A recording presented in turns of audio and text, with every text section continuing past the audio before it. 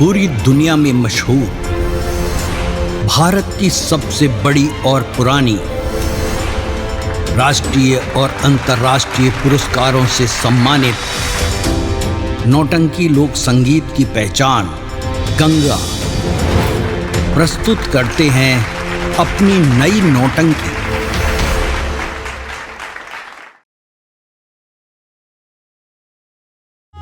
महामंत्री और द्वारपाल दोनों गए अच्छा घर भर ढूंढने के लिए, अच्छा वर ढूंढने के लिए, और अभी तक नहीं आए। ठीक है, मैं इंतजार कर रहा हूं, देखता हूं कि वो लोग कब तक आते हैं।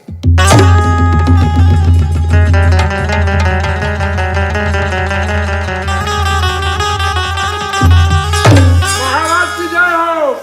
जय हो महाराज की जयकार हो। जय जयकार हो। महाराज जी महामंत्री साहब, आपके आदेशानुसार राजकुमारी चमेली के लिए हम लोगों ने वैसा ही वर ढूंढा है, एक सुंदर सा राजकुमार, बिल्कुल मूरत की तरह।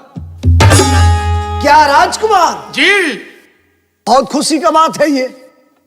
और 1 तारीख को बारात लेकर के अपने यहाँ वो आएगा। क्या हम लोग दिन भी तय कर चुके हैं। क्या दिन नहीं पक्का कर दिए? जी, अब व्यवस्था किया जाए, शादी में जो भी हो अपना सारा सामान इंतजाम करो। हाँ तो हमारी कदी कि महाराज बड़ो तो अरे महामंत्री जी, जी इस रात में बरातियों के लिए जी और पूरे जितने भी समाज आएंगे जी सबके लिए जी ऐसा व्यवस्था कीजिएगा ताकि मेरा नाम में कोई खोट ना।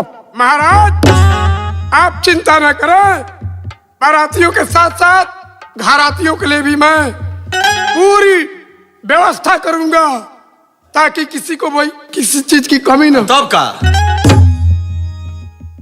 ये बात है। हाँ, तब सब व्यवस्था टाइट बटे, कौन चीज कमी नहीं है। ए महामंत्री क्या है जी? एगो रसराय कर। हाँ बोलो। एगो अरुआ खोसी बनवा दिया जाए।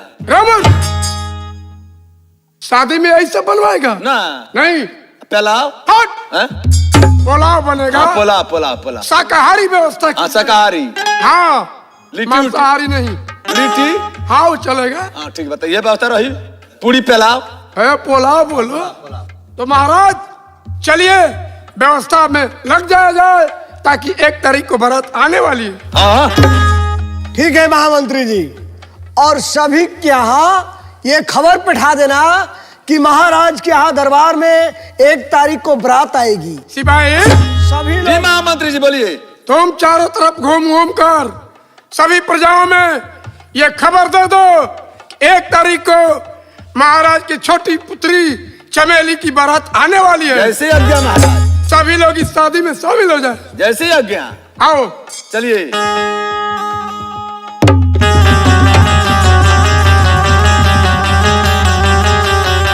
1 तारीख को हमारी लड़की की बारात आ रही है। मैं उसी के इंतजाम में चल रहा हूँ, जो सामान खरीदना होगा वो खरीदूंगा और उस बारात को शोभा बढ़ाऊंगा। अरे नहीं रहा।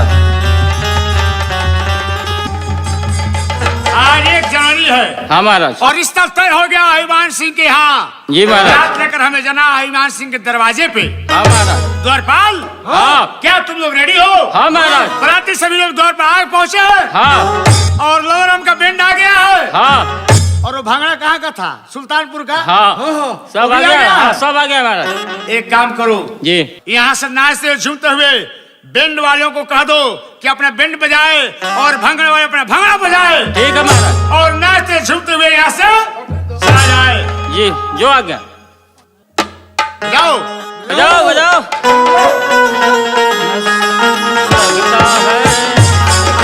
दुल्हन को तो दिल दीवाना।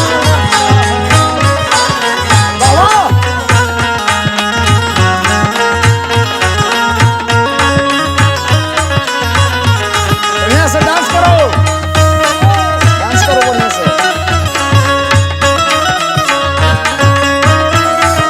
नाचते।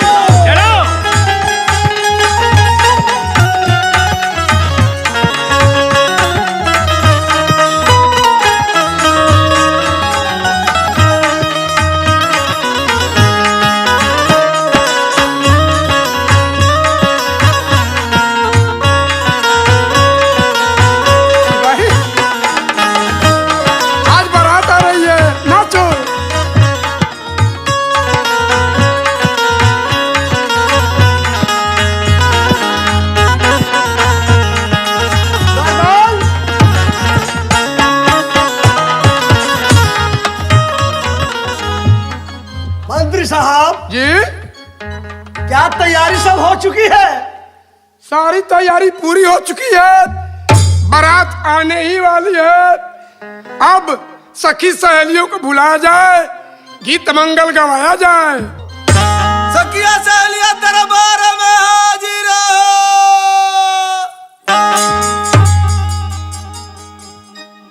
प्रणाम मंत्री साहब। बुलाने क्या कारण है मंत्री साहब, अरे बताइए। पगली, आज महाराज के छोटी पुत्री चमेली की बारात आने वाली है।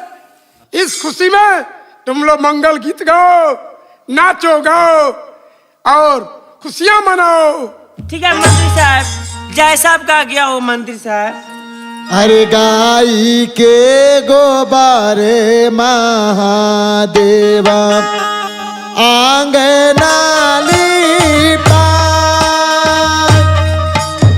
गजमतिया हो महादेवा चौका पूरा सुनिए शिवा शिवा के दोहा। अरे चौका बैठल महादेवा गैनियाला सा बहियाला फाई गौरा देई बिहाली जागा सुनिए शिवा शिवा के दोहा। सुनिए शिवा शिवा के दोहा।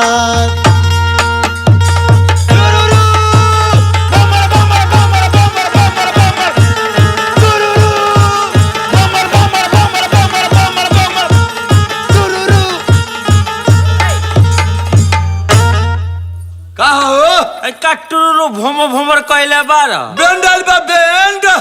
बैंड आइल बा। हाँ बैंड वाला है जा। तू बैंड वाला हो? हाँ। अच्छा ये बताओ, बैंड में नचने लेके आइल बा कि ना? नचनिया मिलो तारी सन, एगो गीत गावे ढंग में तो धुंधवे खोजो तारी सन। अच्छा ये बताओ, जरा वो गावे के ढंग ने के तोन का करेली?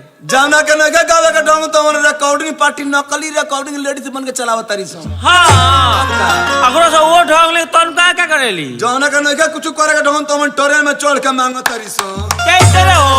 लगू जानो तो नहीं ना बताओ कैसे रे? मंत्री महोदय जी, जी सब ठीक है ना? सब कुछ तैयार है। द्वारपाल इधर आओ। हमरा बोलो तो नहीं। हाँ बस जरा बोली। बरात लेकर हम आ गए हैं, आल बनी। रास्ते में हम थक गए हैं। हाँ। ये बताओ इंतजाम है? अरे बाप रे बाप, अरे बाप हो, ओकर नाम ना ओबे ना। राजकुमार जी, हाँ। आप तो बना हुआ खेल बिगाड़ने वाले हैं। महाराज जान जाएंगे तो रिश्ता कट अप हो जाएगा। हो जाएगा? हाँ। जहाँ महाराज जान कि यही जब बियार बात हम अच्छी तरह जाए। बिया अरे हम ज्यादा नहीं मारेगा, थोड़ा अरे दादा हो ओहो, 24 घंटे के लिए आप मुझसे वादा किए हैं, याद है? लेकिन मेरा शरीर जो है कांप रहा है। एक काम करो, अभी कीजिए। थोड़ा चाहिए। राम राम कहिए अभी। हाँ। 24 घंटे पूरे होने में एक पेक मंगाइए ना। राजकुमार बाबू, खाली बियाहवा कर लीजिए। अब बियाहवा कर के बियाह के मंडल से निकलिए, अभी आपको 8 PM का फ्रूटी पियाते हैं। शाबाश, सब व्यवस्था उपलब्ध रखना वहाँ पे। बिल्कुल ओके है। वो क्या है तैयार है, ना? बिल्कुल। चलिए बियाह का विधि आगे बढ़ाइए। चलिए। अरे शादी में गीत मंगल हो। अरे महाराज से मुलाकात कराइए। अरे जब बरियतिया गोएड़वाइले हो धर धर छूटे लावा। अरे जब बरियतिया गोएड़वाइले हो धर धर करे लावा। हो जब बरियतिया गोएड़वाइले हो धर धर छूटे लावा। हो जब बरियतिया गोएड़वाइले हो धर धर करे लावा। कौन पापा के जीवा डेराई गईले हो इज्जत कैसे बची है हमार। ओ मोरा हो बाबा के याद आई गईले हो धर धर छूटे लावा। कौन पापा के जीवा डेराई गईले हो इज्जत कैसे बची है हमार। पावे जिया राजू गईले हो। महामंत्री साहब जी चमेली को बुलवाइए। सिपाही आए? चमेली को बुलाया जाए। विधि व्यवस्था तैयार हो चुकी है शादी की। जैसे महामंत्री जी आपका क्या, तुम लोग जाओ और बबनी चमेली को लेकर के यहाँ आओ। अवश्य महाराज। जाओ। ऐसा की चलेगा मुझे दोनों के लेकर आवल जाए। चला। हाँ। अरे हमारो चमेली हो बेटी, आखी के हो पुतरिया। हमारो चमेली हो बेटी, आखी के हो पुतरिया। दीनावा हरेलू हो बेटी, भूखिया हो पियसिया।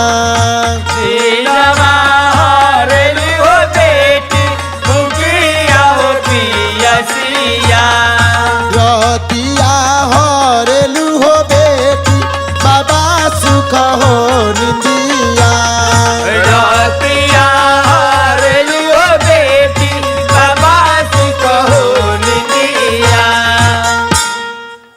मंत्री महोदय जी, जी अब यहाँ शादी का जो विधि है आगे नहीं बढ़ेगी। क्यों? मेरा दहेज कहाँ गया? ओ, और ना दहेज मिला नहीं वो मिला। राम राम, आप उस चीज का नाम क्यों रख रहे हैं? एक पेक मंगा दीजिए ना। अरे दादा ओहो, ये जब मने कोने को अबे ना मिली, ओए जब मने कोले वाली के बार ना मिली, पहले बियाह कली, मंडप से बाहर होई, अबे बेलेंडियर का फ्रूटी मंगा। मंत्री साहब, क्या आपस में गुलगुल कर रहे हैं आप लोग? महाराज ये राजकुमार जी दहेज की बात कर रहे हैं, दहेज मांग रहे हैं। महामंत्री साहब, आज मांगना हमारा हक है, हमें क्या मिल रहा है? मिलेगा। महामंत्री जी साहब, आप तो जानते हैं कि मेरे चमेली के सिवा इस घर में दूसरा कोई वारिस है हाँ नहीं। हाँ नहीं है। शादी के बाद तो पूरा प्रॉपर्टी इन्हीं लोगों का होगा ना। सुन लिया आपने? ये बात आई अब मुझे समझ में। ठीक है, आ गई। आगे बढ़ा जाए विधि। चलिए। मंगवाया जाए थाली। हाथवा माला पहनाइए, कन्या पहना है वर को और वर पहना है कन्या को। अरे जयमाला हो जयमाला, जयमाला हो जयमाला, सिया डाले राम गले। जयमाला सिया डाले ले राम गले। जयमाला सिया डाले ले राम गले। हो जयमाला हो जयमाला, जयमाला हो जयमाला, सिया डाले राम गले। जयमाला सिया डाले राम गले। जयमाला सिया डाले राम गले।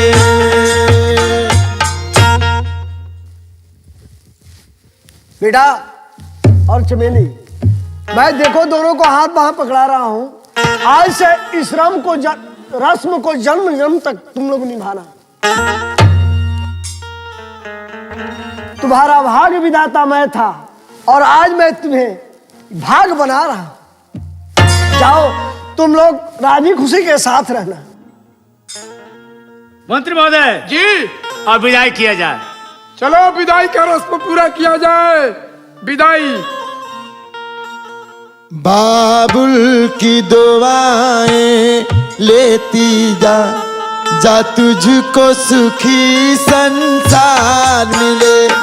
बाबुल की दुआएं लेती जा, जा तुझको सुखी संसार मिले। मैके की कभी ना याद आए, ससुराल में इतना प्यार मिले। याद आए ससुराल में। विदाई हो गया, बरातिया लोग जा लो। अब का खड़ियाली बड़ा लोगी, आके आके पुलाव खइबा लोगी। महाराज जी महामंत्री साहब, अब तो यह घर सूना हो गया। चमेली के चले जाने से राजमहल बिल्कुल सुना सुना लग रहा है। यही तो मैं भी देख रहा हूँ। जी चमेली आज अपने ससुराल को गई जी, और ये हमारा राज पूरा सुनसान हो गया। लेकिन घबराए नहीं महाराज, चमेली कुछ दिनों के लिए गई है, फिर इसी भवन में आएगी। और इस राज्य का शोभा बढ़ाएगी। महामंत्री साहब जी चलिए हम लोग विश्राम कक्ष में चलकर विश्राम करें। चलिए महाराज। प्रिय स्वामीनाथ, यही मेरा महल है क्या? और इसी महल में रहना है तुम। चलिए स्वामीनाथ। क्या तुम्हें पसंद आया? स्वामीनाथ, मैं आपके चरणों में रहना पसंद करूंगी। आप चिंता क्यों करते हैं? आप मुझे अपना दासी बनाकर रखिएगा। मैं आपकी हर एक बात मानूंगी, हर एक कहना मानूंगी। जैसे आप कहिएगा वैसे मैं जीवन गुजारूंगी। मैं एक बात कहना चाहता हूँ। मैं तुमसे एक बात नहीं बताया हूँ, लेकिन मैं यह राज खोल देना चाहता हूँ। क्या स्वामीनाथ? कभी कभी मेरे सीने में दर्द होने लगता है। मैं जा रहा हूँ थोड़ा मार्केट में, थोड़ा दवा लेने के लिए। स्वामीनाथ, आपके सीने में दर्द होता है? हाँ हाँ। ठीक है स्वामीनाथ, अच्छा दवाई ले लीजिएगा ताकि हमेशा के लिए ठीक हो जाए। और ये रहा तुम्हारा इनाम, और फिर ये रहा मेरा माला तुम्हारे लिए। इसे पहन लो और मैं चला बाजार। स्वामीनाथ, जाने के लिए तो जा रहे हैं, लेकिन समय से पहले आप घर पे चले आइएगा। एकदम मैं पहले ही आऊंगा।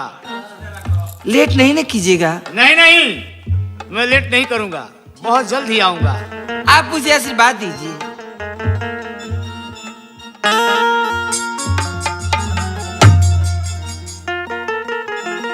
आज मैं अपने पिताजी की आज्ञा के अनुसार मैं इस महल में चली आई हूँ। अच्छा सा घर मिल गया, अच्छा सा मुझे वर मिल गए। भगवान से विनती करूंगी, हे भगवान, मेरे घर हमेशा पर आप नजर रखिएगा और हमेशा मुझे सुखी रखिएगा।